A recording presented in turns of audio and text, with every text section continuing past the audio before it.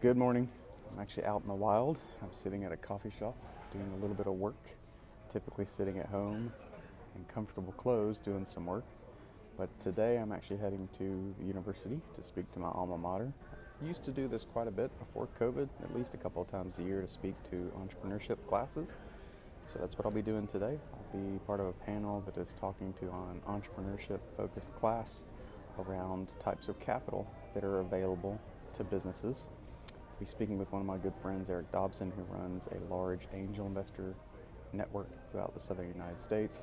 And I'll be covering the lending side of capital because of my banking background. So I'm really excited about it.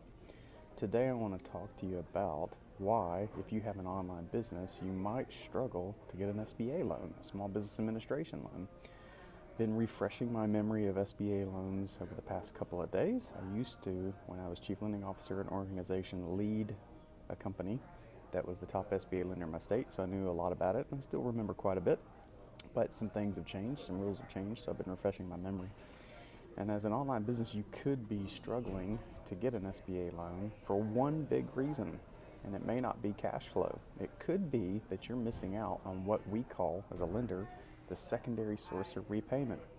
The primary source of repayment, as a refresher, is almost always what I talked about a second ago, which is cash flow. The revenue that the business is producing, or revenue you're producing somewhere else, the ability to use that revenue to pay back your loan, which is what a lender wants. They want you to pay back the loan.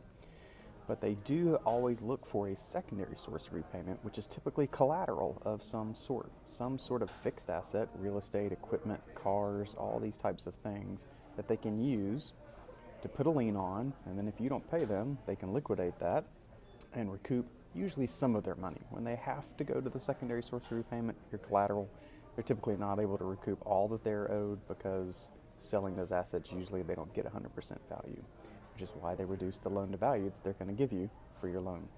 Talk about that another time. So secondary sources of repayment are what most online businesses are lacking. So if you're like me, you just have an online business that's a services-based business, there is no fixed assets. I run it out of the house. All I've got is a computer, which I love because it doesn't require a lot of capital, but I don't have any fixed assets I could give a lender as a loan.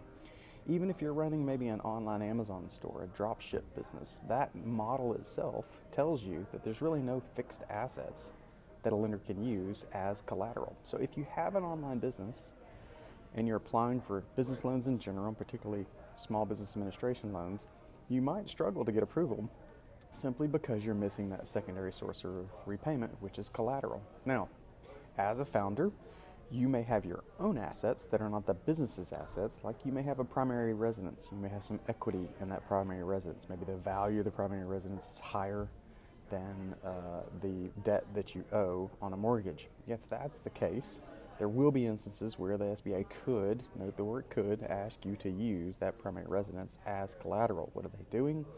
The lender and the SBA is trying to get that secondary source of repayment lined up.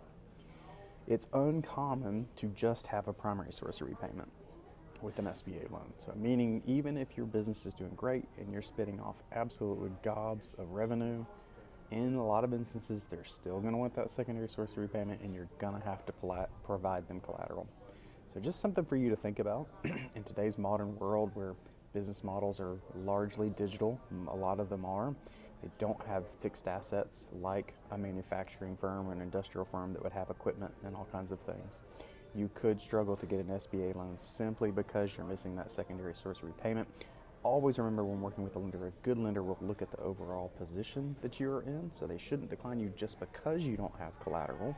They still should at least look at other factors like revenue, credit score, business credit score, and all these other factors. It could be that they're not willing to give you the large loan amount that you're looking for because there's no collateral, but maybe they can give you a lower amount instead. Anyways, until next time, hope that helps. Hope you find your voice. Have a great day.